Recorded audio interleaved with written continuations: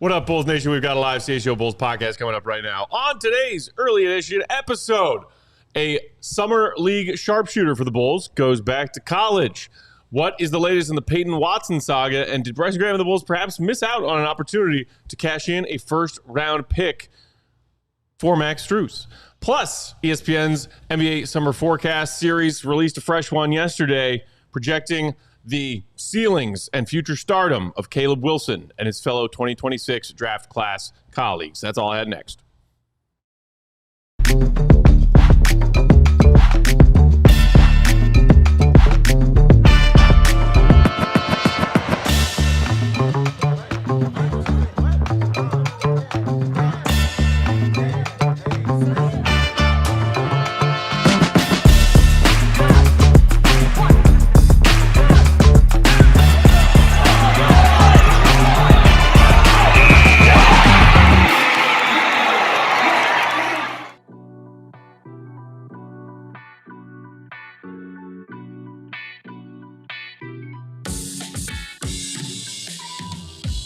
What's going on, Bulls Nation? Welcome into the CHGO Bulls podcast. Coming to you live from Studio West today, here at our CHGO headquarters in the West Loop of downtown Chicago. Thanks for joining us. Hit the like button. It's free. I'm Peck, Bulls_Peck, joined by my guy, Will, the GOAT, Gottlieb. Read his stuff, allchgo.com. Follow him, Will_Gottlieb. And King of the Controls, we got rid of him for as long as we could, but he just can't stay away forever. The one and only Stephen Nicholas, who is Sans Mike. You finally join us in your Sans Mike? He really did not want to be here, so now inexcusable. Inexcusable. Yeah, see? This is why instead of calling you King of the Controls, Big Dave nicknamed you Stinky Steven. That's a brutal nickname. Brutal nickname. Silent Steven? Yeah, Silent Steven? Nope, no, we're going with Stinky today in honor of Big Dave. Temporarily gone, but not forgotten. Shout out to Flipside. Hey, Julia. Thanks for joining us.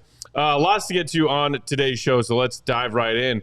This came from college hoops reporter Joe Tipton yesterday, or maybe actually even on Monday, and then it just gained some traction yesterday. Joe Tipton, who covers college hoops for On3 and Rivals, tweeted the following: Texas Tech sharpshooter Donovan Atwell is returning to Texas Tech for a fifth year of eligibility following the Colorado court ruling, he told On3.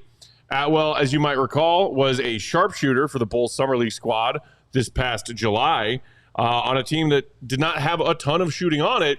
And, of course, because of that and the Bulls' 15-man roster's lack of reliable floor spacing, GOAT had Bulls fans wondering if he might grab one of those two-way roster spots alongside the undrafted guys that Bryson Graham tagged after the draft.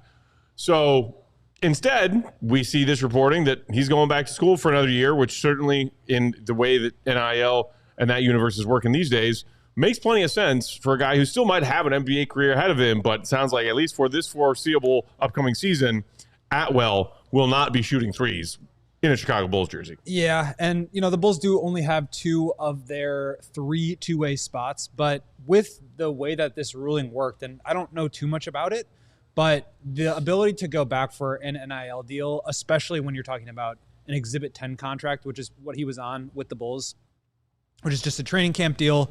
It's probably like a couple tens of thousands of dollars versus like whatever he can make with Texas Tech, which, as a fifth-year senior, I'm guessing it's going to be quite a lot more than that. So that's the reason why you're seeing the end of the first round really thin out in terms of talent, and same thing with the second round. But then a lot of these guys are going to probably have the opportunity to go try out with teams for Summer League or try out for teams with training camp and then make the decision, do I want to go back to school? And all the power to them. Like, they should go make as much money as they can. It's no guarantee that they're going to have a spot in the NBA one day. Mm-hmm. And they probably, did a bunch of back channeling with their agent to determine that this is the financial decision that makes the most sense for him. So I'm fine with it. I think for the Bulls, it's just going to be, they're either, they don't need to fill out all three, but there's no reason that they shouldn't or can't. Those numbers that go towards the two-way spots don't count towards the salary cap, so It doesn't affect them in that way. And it's not like a full guaranteed deal, so you can move on from players throughout the course of the season. Sure. My guess is that they will explore filling that spot after training camp, and if somebody really stands out, then maybe they move them into that slot. But also they could keep it open and just try to do something with it during the season, whether it's a G League player or through the G League draft or something like that. Yeah. There are going to be options there. So I wouldn't say it's a rush, but Atwell certainly did play well. I think he had 6 threes in one of those games. Yeah. I think he shot 45% from downtown. Clearly a very good shooter. I don't know how much else I remember him doing in terms of like getting to the rim or making plays defensively. No, just knocking down open threes is what I remember him doing in those summer league games. I think, 5 or 6 years ago, that was way more valuable than it is now because the general level of shooting has just gone up across the board. Right. So you need to be able to do other things. Not to say he can't, but I just don't remember it super well from summer league.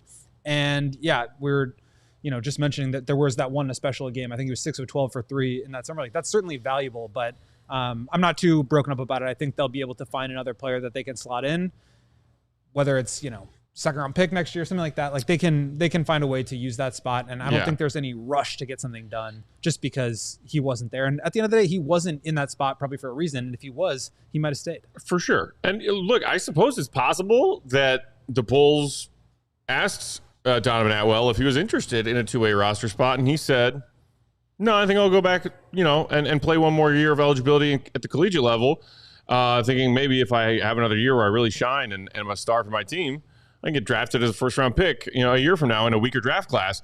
And it's possible that conversation happened and it just never got reported and we'll never hear whether or not that conversation happened. But in the meantime, I think you're right to point out the fact that for a young rebuilding team that is also currently and has very recently overhauled a lot of their player development staff, including a new staff for the Windy City Bulls, why not leave that third 2-way contract spot open until you see what you see in training camp and in preseason, and then maybe you take the prized player who showed you the most, and then maybe you offer that 2-way roster spot to that player who shines the most in camp, or maybe not even that, and maybe you come into the season still having one of those spots available because your scouting department and your developmental department are fast at work and humming along and looking for gems somewhere that hasn't been discovered yet.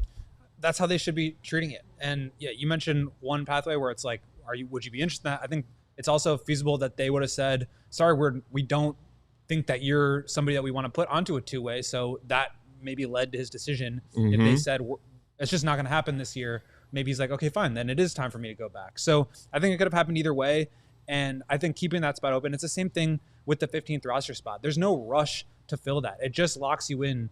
You don't need to fill it. You could go all the way through the entire course of the season without filling it, or you could wait and try to do something with it at the deadline. Take in 2 contracts for one to help offload some money for another team.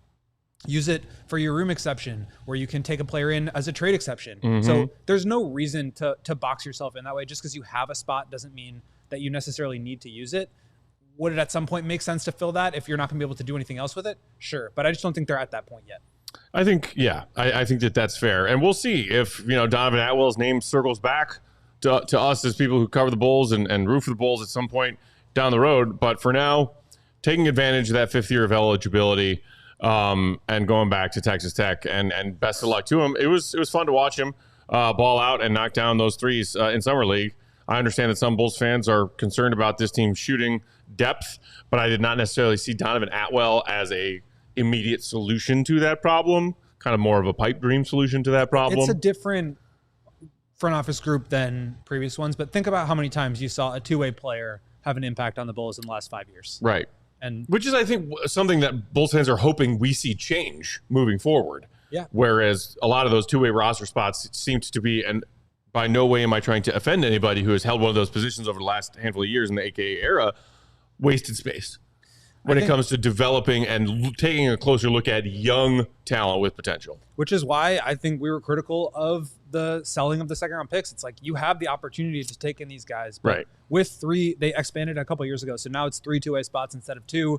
That allows you to keep open that 15th roster spot. There's just so many guys, and you're playing 9, 10, maybe 11 at the absolute most on a night-to-night basis. Obviously, you've got injuries and guys to step up, but we're talking about like the 16th, 17th, and 18th man on your roster. Right. Those are not guys that I think any team would expect. Now, some guys really pop and they take advantage of their opportunity and they earn themselves a standard roster spot. Right. We could absolutely see something like that. I think you're looking at a Jalen Sellers or Toby Awaka.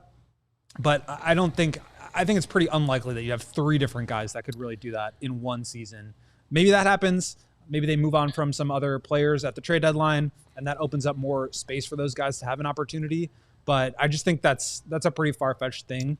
And, in the past, at least, like one of the reasons why they brought in Yuki was so they could have a really good point guard in the G League to help set up Noah Essengate. So I think you have to consider it for that position too. Now, you also could just get G League rostered players to help, but you also want to give yourself the flexibility to bring them up and let them play, whether it's just one of their 50 eligible appearances or to ultimately move them into a roster spot. And regardless of how successful the Bulls are as far as wins and losses this upcoming season, they have plenty of young talent on the 15-man squad that needs developing and nurturing and, being thrown in the deep end, so to speak, on many nights. And so given that that's the case, two-way roster spot guys and even younger guys are taking a flyer on this guy kind of guys, I find are going to have a hard time getting into this rotation until if and when deep into the season you're dealing with a lot of injuries. Like I think back to the season coming out of COVID, and a player would be put in COVID protocols because they tested positive, and then maybe sometimes it would go through your locker room and you would lose half or 2/3 of your roster. That's when those two-way roster spots were used, I think, most aggressively. You're bringing in 10-day contracts. Right, yeah, 10-day contract guys, that kind of thing. I think for as young as the Bulls are this upcoming season, two-way guys, we might see them every now and then. I'm not anticipating we're going to see them regularly because there's 15-man roster guys that are young and need developing. And the Bulls are pretty deep. I mean, you've got the presumed starting lineup is Giddey, Powell, Buzelis, Wilson, and Claxton. Notice I didn't say Williams, Steven. Yeah. But you have the other vets, Trey Jones, Jalen Smith, Jones, Okoro, Leonard Miller, Jalen Smith, Zach Collins. I don't think you'll see Collins and Smith both playing together, but that's 10 right there. And then you've got Noah Essengate, who you want to get minutes to, Dalen Swain, who you want to get minutes to, Rob Dillingham, do you want to see what he can do? Patrick Williams is still on your roster and probably going to get some minutes at some point. So that's like 14, 15 guys that could be playing. And then you've got Jalen Sellers, who I really liked what he did at Summer League. I think he could earn some minutes there. I don't think it'll be nightly, but again, you have 50 NBA appearances if you're on a two-way. Could Tiago Splitter sprinkle those in throughout the course of the season, especially with injuries? There's just so many guys. So I don't think it's abnormal to not see your two-way players contribute at the NBA level, especially like your third one down the list. But there's just so many guys in the league right now, and there's so much talent and you have these guys that are making bigger numbers. I mean, Rob Dillingham, you got to make a decision on before the start of this season. Do you want to pick up his option for next year? It's like, you got to see what this guy can do.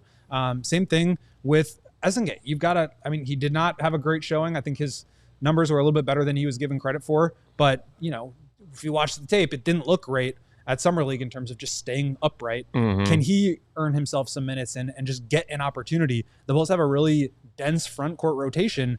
There's just not a lot of minutes out there. So I don't think it's crazy to think that some of the two-ways could contribute. I just don't think that elevating somebody from an Exhibit 10 to a two-way and then expecting them to like make a rotation stint throughout the course of the season even is that realistic. And so for Donovan Atwell, it's like I'd probably rather go back to college and collect that money because you just never know how long that's going to be there for you.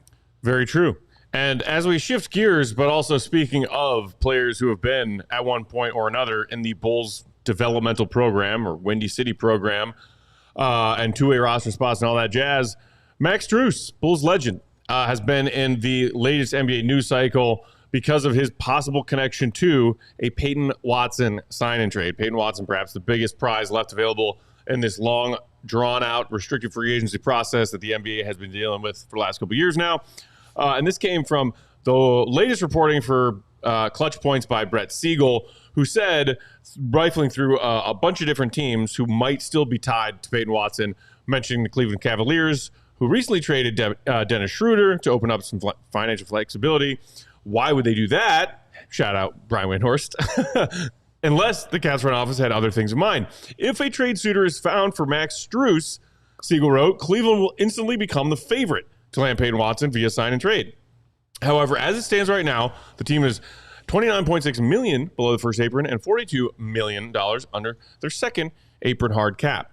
Any potential sign and trade for Watson, Siegel continued, would hard cap the Cavs at the first apron, and they still need to re-sign James Harden. Cleveland is up to something right now, but it remains to be seen whether this front office can actually pull off the big move for Watson. So from a Bulls fan's perspective, I think most everybody's thrown away, if they held it at any point this offseason earlier on, the pipe dream that the Bulls were somehow in play for Peyton Watson. I think more realistically, some Bulls fans wondered, is there any way Bryson Graham and the Bulls could get involved as a facilitator of a late offseason sign and trade and collect themselves an asset of some kind?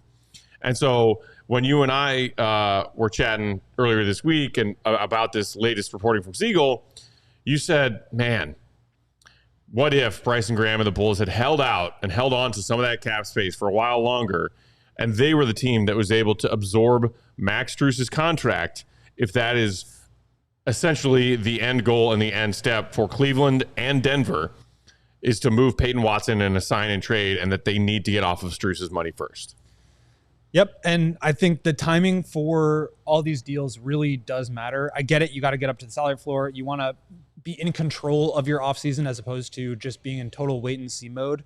But I do think that there's something to that. And you saw the Hornets really operate that way with Darryn Finney-Smith when they were able to collect 3 second-round picks to take him on. And then Dennis Schroeder, I don't think that trade has been finalized yet. Maybe it has. But adding about $6 million, getting off of Trey Mann to take on Dennis Schroeder, they did it for just cash. They didn't get any second-round capital for it. But, I think there's a possibility that if a team was willing to totally absorb that full $14 million, that could have been out there for them.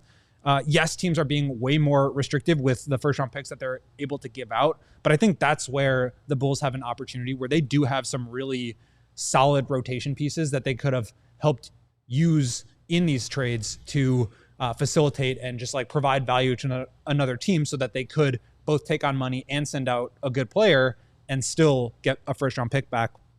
I think that's also a great reason why you collect as many second-round picks as possible to help grease the wheels of a trade in that way too. So we can get into some more of the potential opportunities there, but I do think they still have an ability to do that. They just won't be able to take on as much money.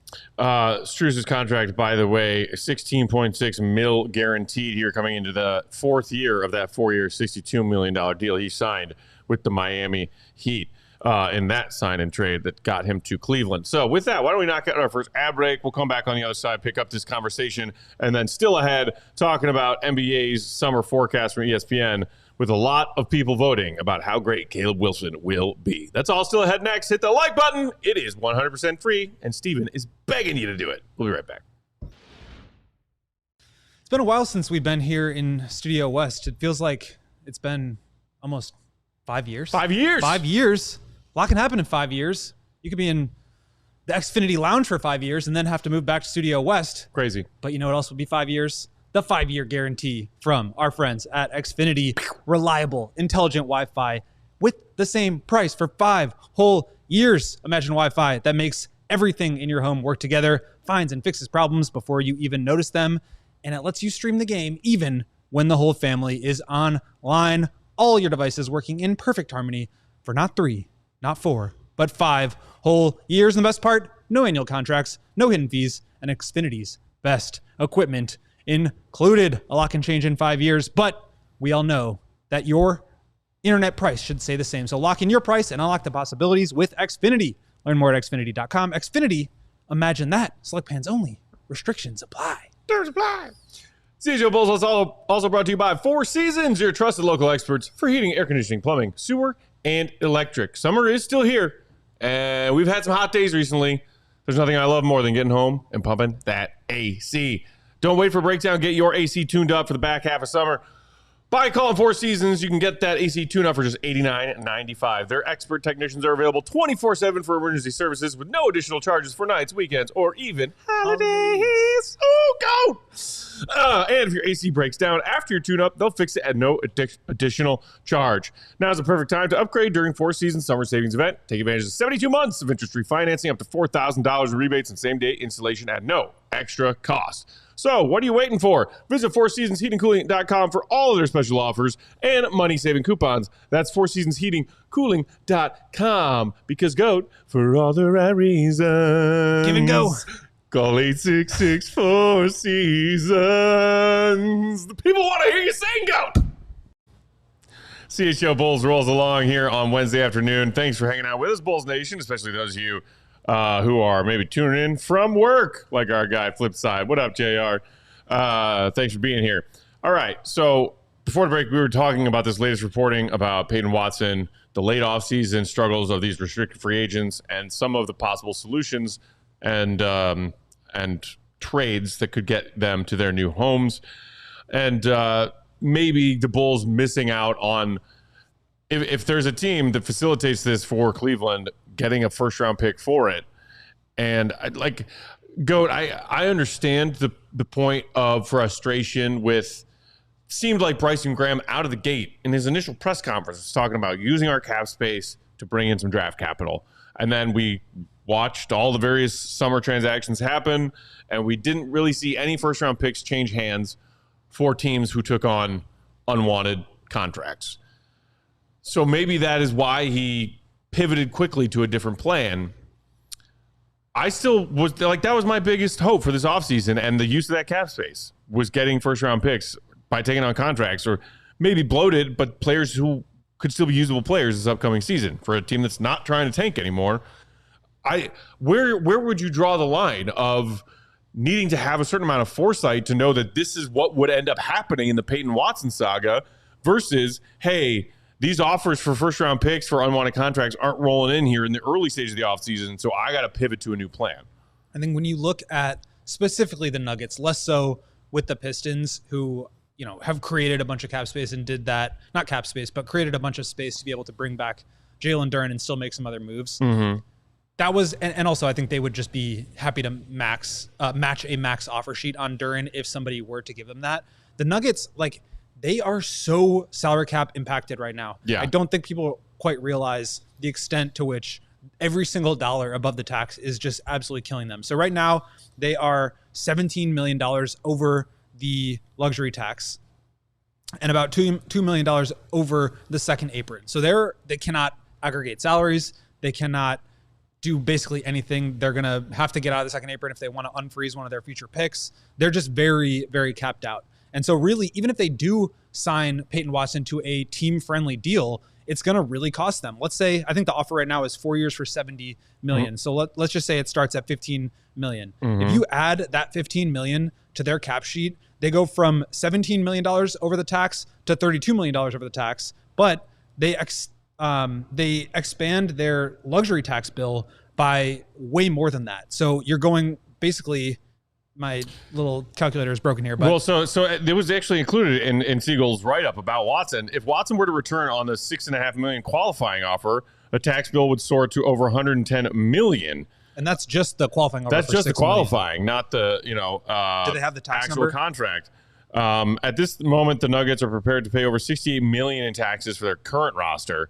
If he returned on just the qualifying, that would balloon to $110 million. If he were to accept Denver's current offer, which is the one you were talking about, the multi-year offer, $18 million a year, then the team's tax bill would jump even higher into the $200 million range. Yeah, that's crazy. If you give him a $15 million per year contract, my math is $409 million total tax plus payroll, and that's $121 million in just luxury tax payments. That's nuts. Plus tax payments. So it's ridiculous. They're just not going to do that unless they can get off of other money. And everybody knew that was going to be the case going into it. And that's why it felt like there was an opportunity here to either threaten them with an offer sheet that they couldn't match and get Peyton Watson at a team-friendly, relatively speaking, deal when you're talking about restricted free agents, or say, look, we're planning to offer him this, but if you're going to give us, Cam Johnson and a first-round pick or something, then we won't do it, and you can bring him back. So you had a lot of leverage as one of the few teams. Now, the Nets could have done that too. There were other teams that could have done that with a trade exception, like the Memphis Grizzlies. They could do something like that. The Bucks, where it wouldn't be that sort of a threat, but they would have the ability to take him in via sign and trade. But the Bulls were one of the few teams that had the ability to really threaten them, to sort of extort them to give you a pick. And you knew this was going to happen. You knew they didn't want to spend. And you also know that these restricted free agent deals have been dragging out. So I think it's fair to say that they could have done that if they wanted to. Thank you very much, Steven, for putting me on ISO camera. Hey. I really appreciate that.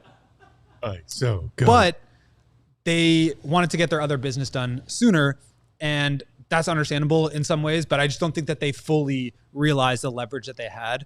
And I think that just kind of takes you down two different pathways of evaluating the offseason, which are sort of playing it safe and keeping your options open versus being really aggressive and trying to extract value however you can while also maybe taking a little bit more risk. And I understand the more conservative approach. I think it's rare to have an opportunity where you have so much cap space and you really can threaten these teams that are very salary cap impacted. There will be opportunities to do so next year if they want to. We've talked about that before with the Magic and some other teams, but it's just a rare thing and you don't always have that opportunity, and you're balancing that in Bryson's defense against taking over this brand new team and not really having a great feel for anybody on the roster and getting super lucky in the lottery and now having the opportunity where you don't need to just go all out to try to find the guy because you lucked into him in the lottery. Yeah, that's true. And I think maybe it's something that can still happen in the future, and as they move into, second year, third year of this rebuild,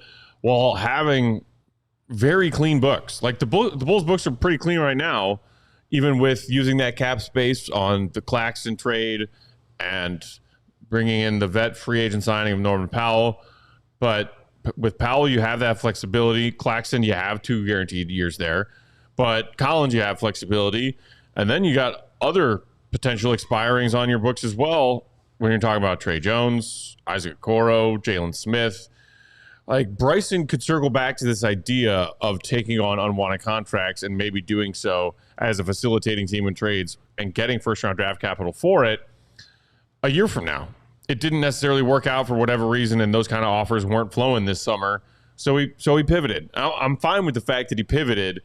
It's just a little bit of wishful thinking and woulda, coulda, shoulda. If everybody arrived at this same point in the offseason and Bryson still he didn't make the Claxton deal, or he didn't do the Powell signing, and he had that space to bring in Max Strus, are you walking away with a future first-round pick when you're talking about starting a rebuild from the ground floor?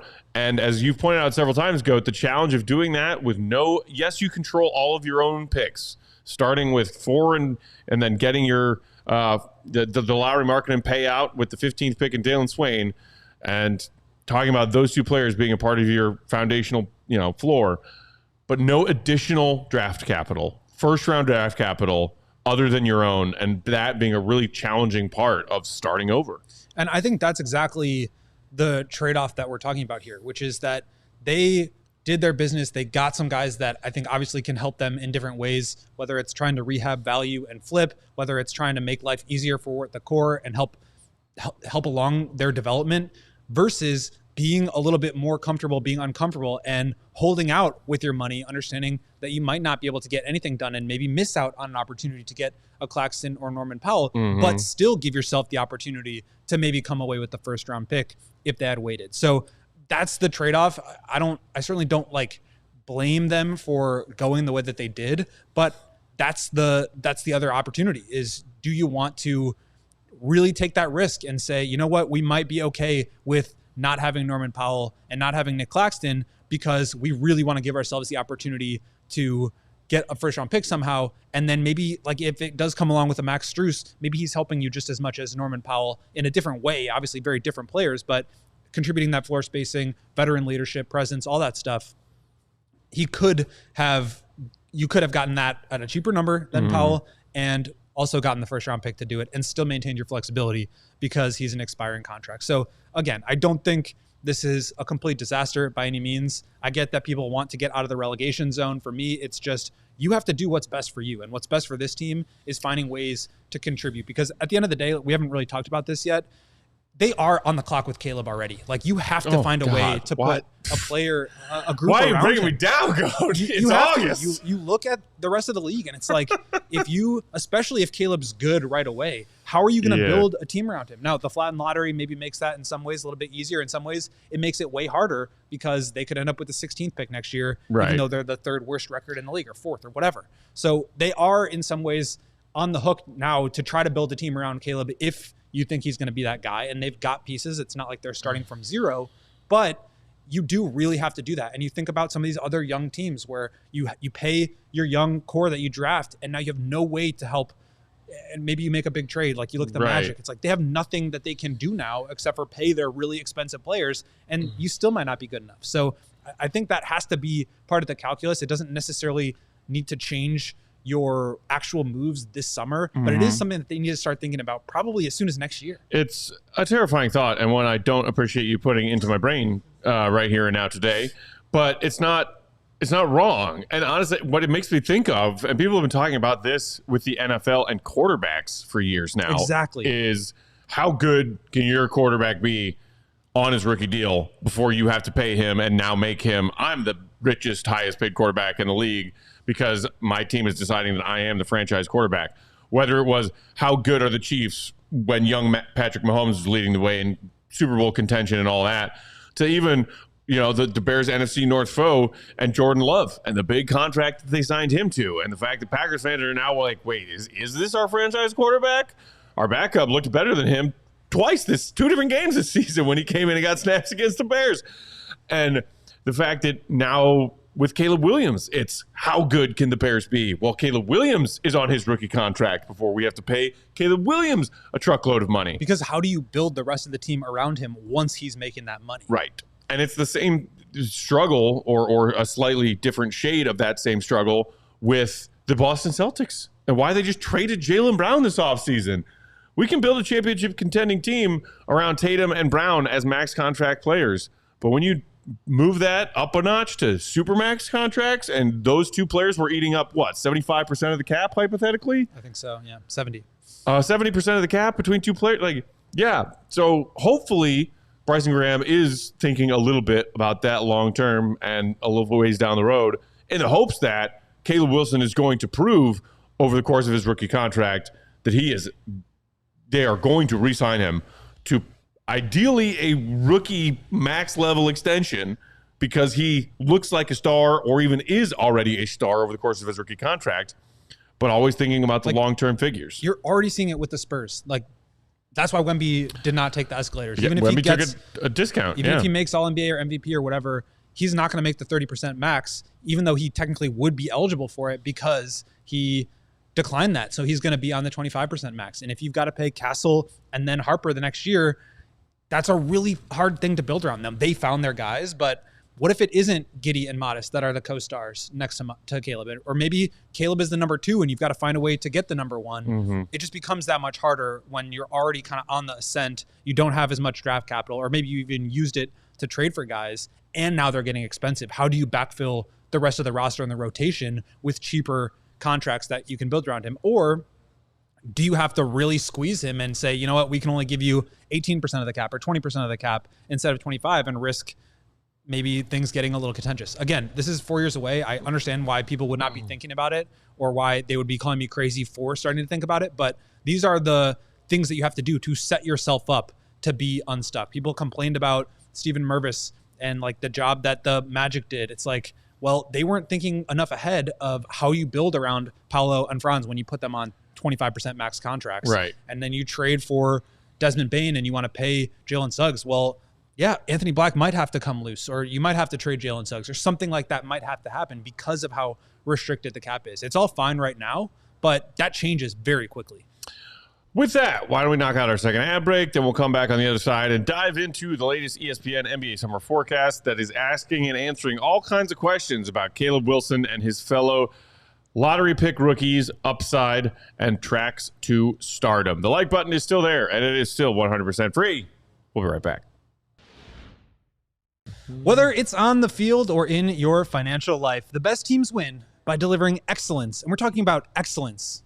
6 things of excellence at every level. And at Old National Bank, they believe that every play matters, from everyday checking to long-term planning and commercial banking. Their team is here to help you build momentum to help you keep the ball moving forward. It all starts with a plan tailored for you by professionals you trust. From simple tasks to bigger financial moments, you can count on them to coordinate your needs with steady, knowledgeable guidance that brings you clarity and confidence with each step. It's a partnership designed to help you feel supported, not just today, but well into the future. So whether you're celebrating a win, rebuilding after a tough loss, or gearing up for whatever comes next, They've got your back with tools, insights, and an expert crew that is always in your corner. That's right, Old National Bank, member FDIC, where relationships and results matter. CHGO Bulls is also brought to you by Ray. Summer's winding down, but that means it's still time to save big at Ray Chevrolet. During the model year-end sales event, get 0% financing for 60 months on brand new Chevy models, or check out their selection of over 125 vehicles priced under $20,000. With one of Chicagoland's largest Chevy inventories, you're sure to find the perfect vehicle for you. And as one of the top 7 Chevy dealers in the entire Midwest, they're able to keep their prices competitive, so you know you will get a great deal. And speaking of that great deal, you can always rely on the raised price promise that lets you shop confidently, because the price you see is the price you will pay. No last-minute fees or hidden fees right there that they sneak up on you at checkout time. Never. That's the raised price promise. Don't let these savings pass you by. Shop the model year-end sales event all month long for 0% financing on brand new Chevy models. Shop Ray Chevrolet in Fox Lake or at raychevrolet.com. They've been serving the community Since when? Since 1963. Together, let's drive. CHGO Bulls rolls along. Peck, Go, our guy Steven on the controls. Thanks for joining us. Hit the like button if you didn't do it during the ad break. Moving on to our next topic for the day. Something exciting. Goat just got us all stressed out about Caleb Wilson's next contract. I say phooey to that. Let's talk about how great Caleb Wilson is going to be and ascend to during his rookie contract. Wait, can I do a fake trade first before we move on to this? Sure. Let's do a fake trade. Just because, we were talking about what could have been with cap space and all that. Yeah. They still do have an opportunity to bring in additional salary because of how far away from the luxury tax they are. True. Over the last couple of years, they've been right up against the luxury tax. They view that as something that they don't want to go into. And so they haven't been able to take in additional money. Right now, they're not even above the salary cap. They still have a couple million in cap space technically. Right. So they could take in more money than they send out. Let's say the Nuggets and the Cavs really do want to do a deal for Peyton Watson, and the Cavs are going to give Peyton Watson starting salary of $20 million. That would help the Nuggets be able to get off of that, but they'd like to get off of even more money because they also are still over the luxury tax and they still want to cut salary without necessarily sacrificing depth and quality. So let's say the Bulls are willing to do the Cavs the favor of taking on Max Strus. And let's say the Cavs get Peyton Watson. Could the Bulls then send Jalen Smith to the Nuggets and take back Zeke Naji into the room exception? You take back Strus and Naji. That's about $24 million, $23 million. And you send out 9. You're saving the Nuggets in this deal $8 million and giving them a replacement for Watson while also taking Zeke Naji's contract off their books. And the Cavs clear out enough space to bring in Peyton Watson, and then they'll retain James Harden after that. Could the Bulls basically say, we're going to help you guys out by taking on this additional money? We'd like a first-round pick for doing business, and they're sending out a talented player. The Nuggets are getting a cheaper contributor. Maybe they even send out a couple of second-round picks in the process to help, grease the wheels. Maybe they give the Nuggets a pair of second-round picks and the Cavs give the Bulls a first-round pick. Something like that, I think, could still be on the table, because I do think that at the end of the day, the Nuggets are going to move off of Peyton Watson. I don't think he's going to come back because they're just prohibitively expensive. Yeah. I think that would be a way that the Bulls could still get in on that. And now you have Max Strus coming off the bench, adds more shooting, more spacing. You take on Zeke Naji. He replaces your third big in the rotation, and you got him for 2 years. It's not a long-term thing, no problem, but you're able to get a future first-round pick out of it, even if it's protected, even if you also have to give up Jalen Smith and some seconds. I still think something like that would be worth it. I would do that trade, 8 days a week. I didn't even need to explain it. No, yes, sign me up. Just a thought. Michael Steven over there agrees. Great trade. Now we can move on. Jimmy Butler isn't coming to the Bulls in that trade, and Steven still likes it. I think that's all that Steven was hoping for. All we need to know. Is the Jimmy Butler farewell tour. One more go round in a Bulls jersey, dragging him to the NBA Finals with a bunch of misfit characters. He did it for the Heat twice. How can he do it for us at least once, Steven? All right, let's do it. All right, so Caleb Wilson. This was NBA Summer Forecast Series for ESPN. This late dog days of the offseason, they do a lot of these of different topics and different focal points. This one was projecting rookie MVPs and their future impact, asking questions like, which top draft pick has the fastest path to becoming an NBA superstar? And which top rookie has the highest long-term ceiling? Which one was the biggest, will end up being the biggest steal where they were chosen? Which one of the top 4 will win an NBA championship first? A lot of fun questions regarding the elite of the 26 NBA draft class, including our very own Caleb Wilson. Let's start with the pick. Which pick has the fastest path to becoming an NBA superstar question, Goat? Because I think a lot of Bulls fans are putting a lot of their chips in the Caleb Wilson basket in the hopes that he will turn out to be not just a very good player, not just a great player, but a franchise player. And I think that there's a difference between those 3 things. We're still wondering that question about Josh Giddey. We're still very much wondering that question about Modest Buzelis. But Caleb Wilson now has become the one that maybe Bulls fans feel most optimistically can become that franchise player who's a perennial all-star, who's making all NBA selections, and if a team built around him is done so properly, can bring the Bulls back to NBA relevance and ideally championship contention. So, on that poll of fastest to becoming an NBA superstar, he did come in 3rd with 3 votes. I think it was a panel of like 12 or 13 ESPN NBA people. Ahead of Cam Boozer, who was taken one spot ahead of him by the Memphis Grizzlies, who only got 1 vote. Meanwhile, Wilson still trailed Dybantsa and Peterson with 4 and 5 votes, respectively. Go, what do you make about this question of fastest path or most ideal path to becoming not just an NBA star, but an NBA superstar and those top 4 players specifically? It's just so, I mean, all these teams are so far away from competing at the highest level. All these teams are so far away from being the team that they will be even on their way there.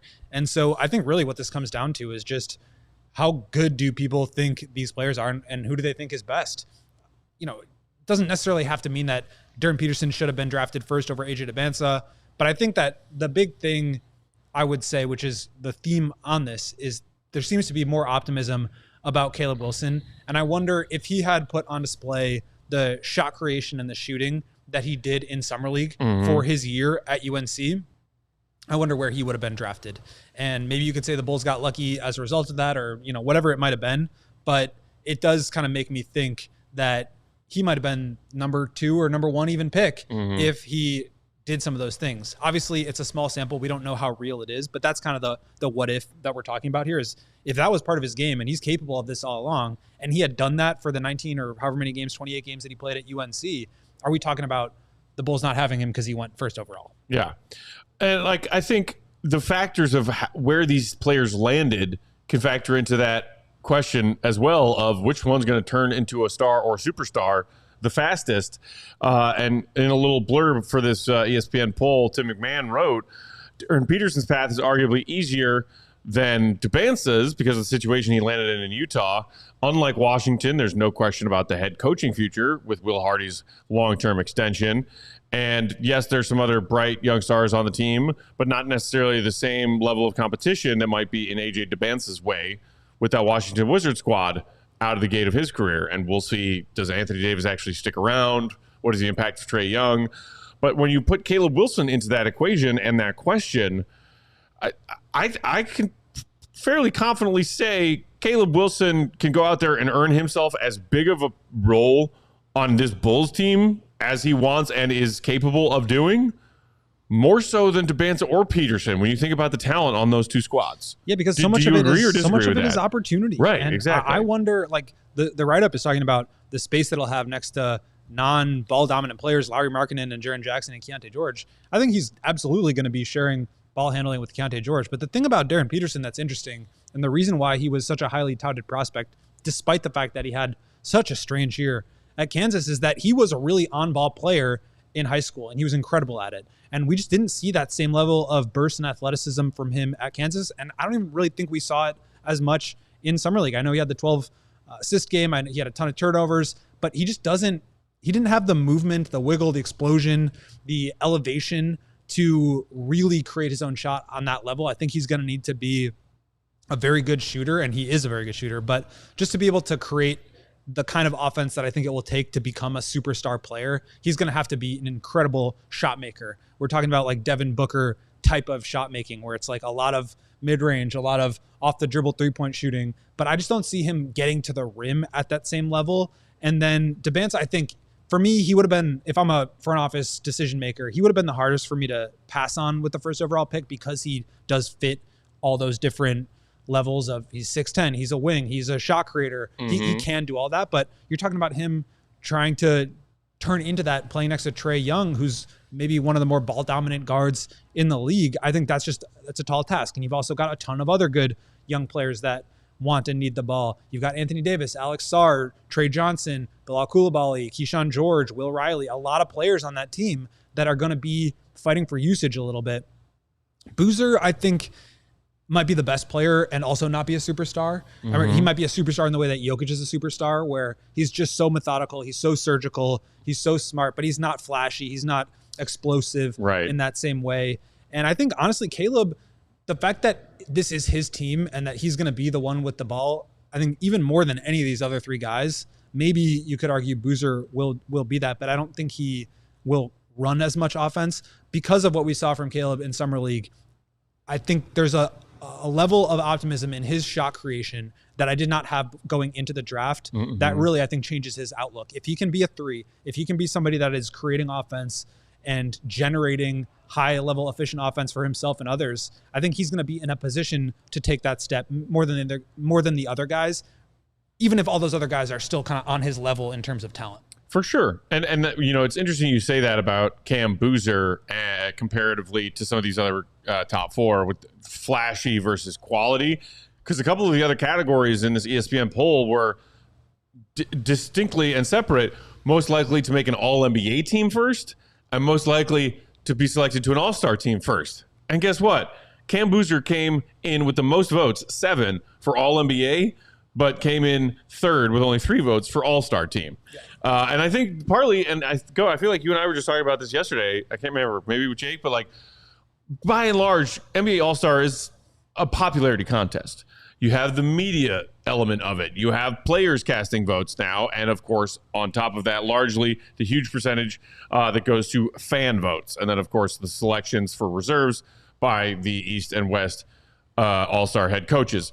So there's a lot of popularity element to that, and maybe not so much like, hey, who's producing and is solid and a two-way player and maybe contributing to winning. Those are the things that you more likely and more usually see with All-NBA selections. So Cam Boozer's distinction between those two different questions makes sense to me.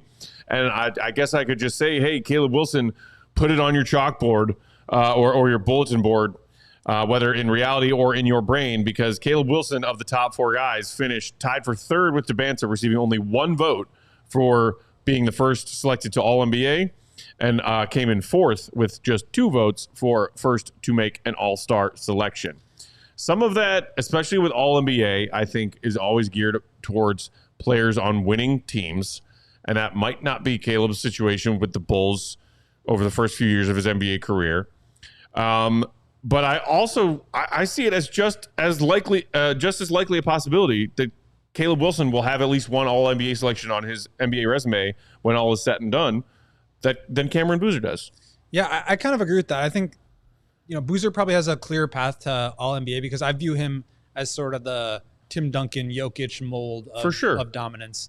But in a substance over style. Exactly. And then playing in a small market. Like Caleb has this huge advantage where he's going to be the number 1 option. He's going to be in a huge market, and he's not going to be blocked by other, all-star level players, where I feel like he could put up those kind of numbers, gain that kind of popularity, especially with the flashiness and the athleticism and the explosivity that he plays with. I could see him being an all-star maybe a little bit sooner just because there's fewer obstacles in his way. But that doesn't necessarily mean that he's going to be the best player. Maybe he ends up being, but I just think the role and the situation really factor into that in a way that just pure talent, I don't think that's necessarily the case. If Caleb would have been drafted, first and Dybantsa would have been drafted 4th, I think we'd be saying Dybantsa has the clearest path. So much of it to me is just the opportunity and what stands in their way. Another category that I found to be fascinating with the poll results, and again, this is just NBA, ESPN people who are bored in the late offseason, just making up questions and answering them. But which top rookie has the highest long-term ceiling? I think similarly to fastest track to superstardom, this one is something that Bulls fans care very much about when it comes to Caleb Wilson, because we want him to be one of, if not the answers to who's your franchise player. And you'll notice, as we were just talking about, people viewing Cam Boozer very differently across the board coming into his rookie season, GOAT. Dybantsa comes in first in this question as well as the others that he's been leading with 6 votes. There you see Peterson coming in at second with 3 votes. Caleb Wilson gets 2 votes. And Michael Brown Jr. was the other one tallying a single vote. Cam Boozer nowhere to be found. I understand that these results are what they are, because I know that there are the Cam Boozer skeptics out there, and clearly some of them work for ESPN NBA and cast their votes in this poll. But it is nice to see Caleb getting those kind of votes, whether or not it's first place or third place, to see like that the belief in his long-term ceiling is very much there by a lot of people who have covered and watched this league for a very long time. I think this is where people conflate talent with upside. Yes. And you have the physical traits that an AJ Dybantsa has. You have the shot-making traits that a Darryn Peterson and that a Michael Brown have. And just the athleticism, I guess physical traits would fall in that same category with Caleb. But to me, I think Boozer's going to be really good. I think he's going to have the most impact on winning. I think he's going to be just maybe not the most like talented or skilled player, even though I think he is extremely talented and skilled. But just is the lack of athleticism really what's in the way of him? And is he even less athletic than a Darryn Peterson or a Michael Brown? I don't know. I think the NBA is trending away from these pure scoring guards. Even if they have good size, it's just difficult to make a living as a pure shot maker at the 2. You've got to be able to guard multiple positions. You've got to be able to create for yourself and others. You've got to be able to be a high-level defender. And I think it's just really tough if you're not a primary offensive engine to be that scoring off guard and still make a big impact. And so I would argue, I think more has to go right for a Darryn Peterson or a Michael Brown for them to really hit than does Cameron Boozer or Caleb or Dybantsa. So for me, I disagree with this, but that's just my bias kind of against that sort of scoring archetype right now. Yeah, and the confusion of where skill meets potential as far as how we judge these young players before they've even played a single NBA game. A couple other interesting categories that we don't have to spend a ton of time on, but wanted to note, Caleb did not receive any notes for or votes rather, for which lottery pick will have the biggest impact on winning this season.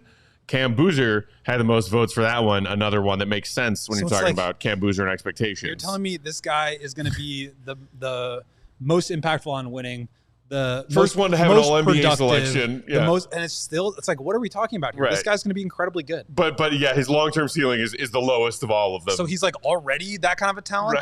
Right. What are we doing? The highest of any floor. He's the best player. He's the most impactful. And the lowest of any ceiling. Because he's already really good, he has a low ceiling. Yeah. Peterson, Dybantsa, Morez Johnson Jr., and Yaxel, the 2 Michigan teammates, also receiving votes in that category.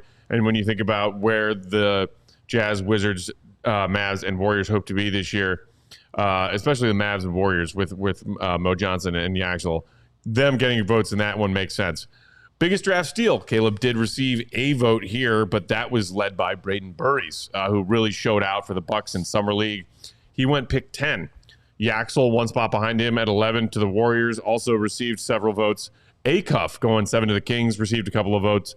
And then Kingston Flemings, who went 8 to Atlanta, was the only other rookie to receive a vote here. But Caleb Wilson does have somebody out there who thinks that even him going at 4, we will look back on and say, wow, he probably should have been 1. And if you think about what would need to happen for that to be true, it would be exactly what I just described with some of the smaller guards. It would be Darryn Peterson's this incredible shooter. Obviously, he can really score the ball, but like that's kind of the extent of his impact on the game. Same with Michael Brown. Maybe Acuff. It's just like these guys will have to not be at their ceiling the way that somebody like Caleb has more outs to be able to get there. Yeah. And maybe he just ends up being, Dybantsa's really good, but Caleb's right there. And so, okay, Caleb probably should have gone a little bit higher. Or, Boozer's, people are biased against like non-athletic, non-hyper athletic, explosive players like Boozer. That maybe puts Caleb in that category. For me, it's like, I don't see how you would have possibly picked Acuff top 4, and then between 5 and 10, it was just kind of a toss-up to me where these guards went. So Like Yaxel and Braden Burries, I think they have the most scope because they were drafted outside the top 9. Kingston Flemings, I just like what has to go right for him to really prove that he should have been a top 5 pick. Right. I think that's really what it comes down to. And when Wagler and Acuff and Flemings and Burries and Michael Brown are all kind of in this same grouping, it's like, how could you really say one was like for so sure underdrafted? Because they were all sort of just in that second tier. It was a preference thing. Right after the top 4, and there it's preference and which one you like the most. This category, I was not surprised necessarily or mad about, but still didn't like to see which rookie landed in the best situation. Cam Boozer coming in that top slot yet again with 3 votes, also receiving 3 votes. Morris Johnson Jr. with the Dallas Mavericks. Adai Mara, OKC, with that 12th pick, got a couple of votes. And AJ Dybantsa, going number 1 overall to the Wizards, also received a vote. With Adai Mara, you can understand a team that is a championship win-now window with OKC, did just fail to repeat, but are coming right back to it with SGA, one of the best players in the league. His complimentary supporting cast of substars, and maybe an opportunity for a big to come in because they are trying to cut costs everywhere, and that's why they took a swing on Mara to perhaps be one of their bigs of the future. That one makes perfect sense to me, is why they got a vote for landing in the best situation. You're going to a title contender right now, and they might be trying to find you a spot quickly, if not right out of the gate as a starter your rookie year. Cam Boozer, we've talked about how potentially bright of a future the Memphis Grizzlies have and how they are moving past the Ja and Jaren Jackson Jr. era and starting fresh. I get that. Not a single vote for Caleb. Sadly, I can also understand it because it's like he's like good situation that you're going to a big market. If the Bulls are built properly and you're a big part of the reason why things start to take off the ground, you will turn into one of the biggest stars in the league. So in that way, it's a great place to land for Caleb or any NBA player. But there's also, I think, some fair amount of skepticism of whether or not the Bulls will get this right and whether or not Caleb Wilson will just be another draft casualty of a franchise that's forever broken. Yeah, I think that would be the one argument. But for me, honestly, I think Caleb's got a good argument to be the number 1 best situation, because you think about what does a good situation mean. Yeah, it's great for Adai Mara and Bennett Sturts because they get to be on a great team. But, like, are they going to play? Right. I mean, you've got, you mentioned they've got a backup center opening. Do that. I mean, they've got Chet playing starting 4 and a lot of backup 5 in smaller units. You've got Jalen Williams. You've got Hartenstein, who they just re-signed. They've just got a ton of depth. And I don't know if Mara's going to play.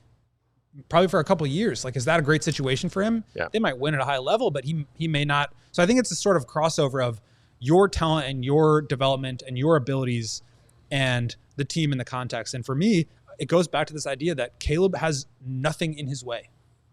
It's going to be his team. He's going to have the opportunity to develop as a player into, I think, the player that he wants to become. And I think the player that everybody watching the show wants him to become. Right. Because there's nothing in his way. I think Boozer would be the other one. It's like Morez Johnson's going to be maybe a starting 4 on a solid team. And then like Dybantsa, yeah, it's a good situation because you can be the franchise guy, but there's roadblocks right now. For sure. Where how much are you going to really want to just be off the ball and shooting threes while Trey Young and Anthony Davis run pick and roll? Yeah. And not only the roadblocks of veterans, but also, and I say this very well aware that I am a Bulls fan, but Zard's gonna Zards. Like, how great can you feel about your NBA future when what you're doing is going to a franchise that has been a laughingstock, a punchline by most of the league? Because and to be fair, that's what the Bulls have been too. But, for sure, I think there's got to be a little bit more optimism in the new regime coming in. I And think maybe so. you could argue that with the regime that they've got going on in Washington. I like a lot of what they had done leading up to the Trey Young stuff, but you know, I think there's still a good situation. And if you're a player as talented as Dybantsa, you have an opportunity to just be so good that nothing else matters. Right. So for me, it would be this sort of overlap of the two parts of the Venn diagram where it's like, how can you be you and what is the best situation for winning? And for me, it's like, I think Caleb, maybe Dybantsa and Boozer are kind of the best situation there. Braden Burries, I think, is in a good situation in Milwaukee to be kind of on the ground floor of what they're building and really expand his game. But like, I wouldn't want to be Kingston Flemings right now. Well, they just, they've got, it's a long-term opening there for him, but yeah. Like, are the Nets really onto something for Michael Brown? Maybe if he's so good that nothing else matters. I just think it's a little bit different for that kind of a talent level. For sure. Shout out to Cap and Jeb in the chat who said a team at ground zero will always be the best situation for a rookie, right? Best potential to have the team built around you. Absolutely. And with that, let's go to a little bit of overtime here on today's episode. If you want that bonus coverage watching from one of our streaming partners, you can just head to allchgo.com. All right. And also, shout out to Alex in the chat who's asking where Big Dave is. You haven't been doing your guess is as good as ours, my friend. You've been missing the last week and a half of shows. Yeah, Big Dave's taking some time off. We all take some time off and take turns doing so this time of year when things are fairly quiet in the NBA schedule. He'll be back. He's actually going to be with us on Saturday when we all head to Bulls Fest. We should actually mention that because I got a message from our dear friend Kimberly, asking when we'd be at Bulls Fest this year. I think we're going to be there from, what do you think, like 11 to 1 or 2 maybe? Probably. On Saturday? Right, yeah. So like late morning into early afternoon on Saturday. And then we'll have a show afterwards in the afternoon, wrapping things up, hopefully showing some clips of the people that we talked to, of any players that we get to talk with, some of the events that they've got going on there this year. There's a tournament. There's all sorts of stuff, clinics. So go check that out. We'll be there in the late morning, early afternoon. Indeedy. With that, wanted to circle back to one final poll question here from this summer forecast from ESPN. And this one, I think, mostly is just a funny question to me. And my answer is shoulder shrug emoji. Who the hell knows? Which of the top 4 picks will win an NBA championship first? Peterson and the Utah Jazz got 5 votes. Cam Boozer and the Grizzlies, 4 votes. Dybantsa and Caleb Wilson for the Wizards and Bulls getting 2 votes apiece. And this little blurb was written by Ben Golliver, one of the ESPN NBA people casting votes in this summer poll. He wrote, all 4 teams will be thrilled to harbor dreams of winning it all, noting that the Jazz and Grizzlies, 0 total combined NBA championship victories between those 2 franchises. The Bulls haven't won one since MJ and Phil walked out the door. And the Wizards' only championship was in 1978. So all 4 of these teams that drafted the top 4 players would be thrilled if at any point, as a player that was drafted there, stayed there, and helped them win a championship. The likelihood of that in any of these 4 different scenarios, I honestly am like, there is no way to know. There is no way to know right now which of them has the best path to win a chip for the team that drafted them. And if that will happen to any of the 4 and for any of the 4. As a cynical, I'll believe it when I see a Bulls fan who grew up on championships and haven't seen one in a long, long time, because I grew up a long, long time ago, I find it hard to not still be cynical when I'm asked that question. Like these days, when anybody asks me, like, when do you think the next time the Bulls are going to win a chip? My answer is always some joke year that sounds like it's a sci-fi book made up number of the future. I have a hard time seeing it. You don't win a championship by accident. You win one by following through with a process, by developing young talent, and by putting yourself in a position to sustain that kind of a growth throughout the course of the rebuild. And what do you have to do first before doing all of those things? Sorry to just cut you off, but with the Bulls, I think it's been a problem. You have to want to win a championship. You got to set yourself up. And then successfully and cohesively and competently do all of those things that you just listed. So you think about, as Captain Jeb says in the comments, the poll seems less about the rookies and more about the state of the franchise and the team around them. I 100% agree. Yeah. And so you think about it through that lens. I actually think Boozer's got probably the best chance.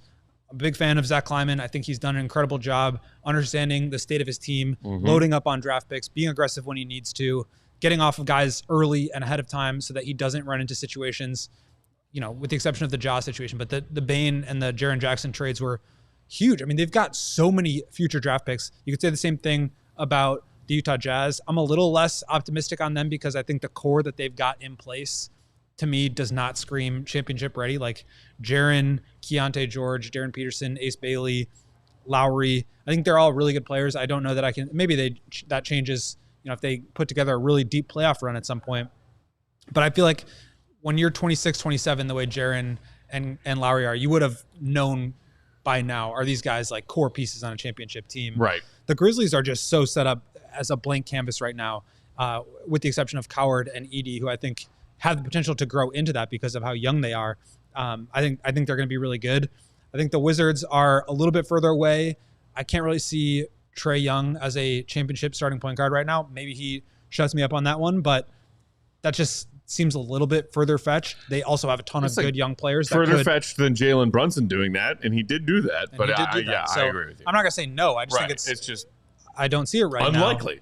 now. But the Bulls have the longest way to go. They don't have any future draft picks. They don't have any ability right now to help supplement their team beyond their own draft picks. And they were really patient, which means that it's going to be that much longer to revamp the roster whenever they do get around to doing it. So I think that order seems fair to me. I'd probably go Boozer ahead of Peterson, but not by much. And I think it speaks to the state of the Bulls and where they are right now, which is ground zero, as Bryson Graham has said many times. For sure. And worth noting here as we wrap up, Golliver wrote, let's end on a note of caution when it comes to predicting which of these top 4 picks will win a chip first.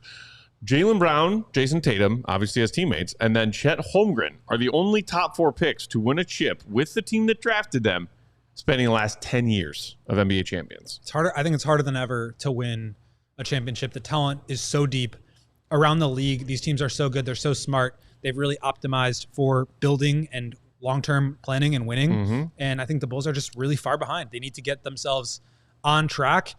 They're off to a much better start than you possibly could have ever hoped by getting into this top 4 and being part of this conversation. Mm-hmm. But there is so much work to do.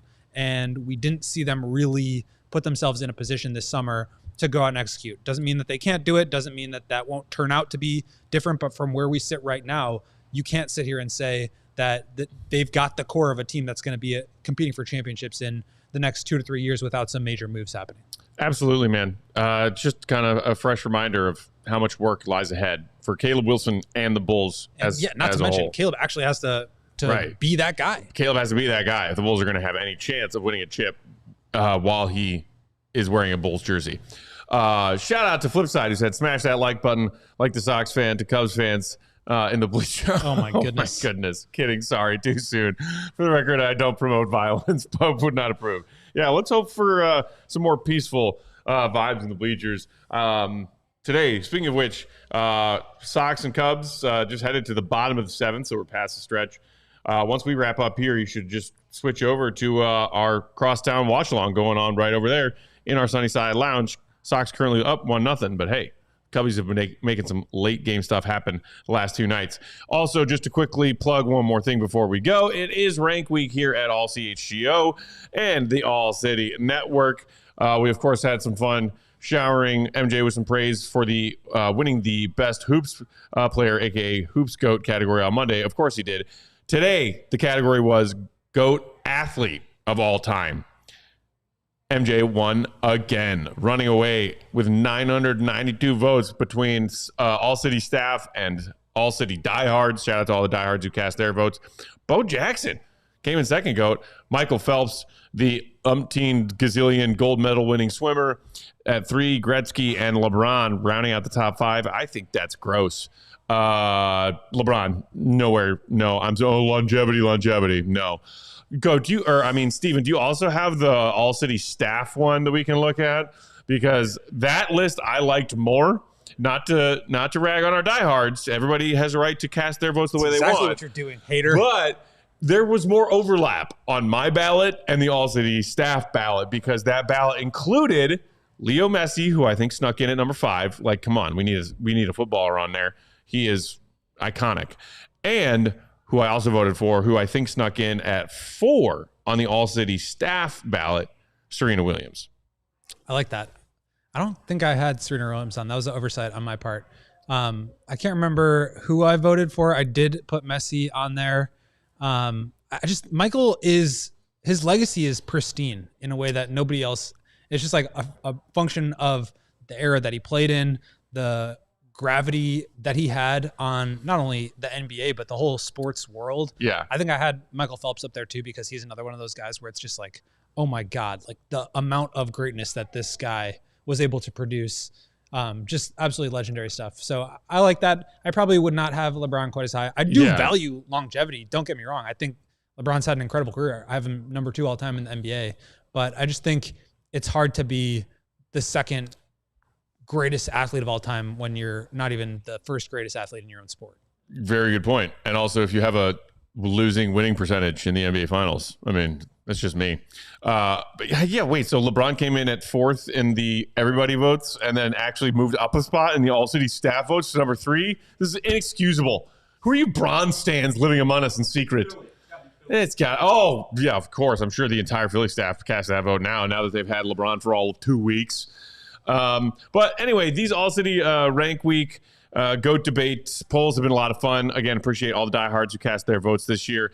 If you aren't a diehard but still want to join in on that conversation, you can just find them across our socials, All-City Network on Twitter. They're also, Emma has been posting them from our CHGO Instagram account, and I'm sure whatever other social media accounts that young people use.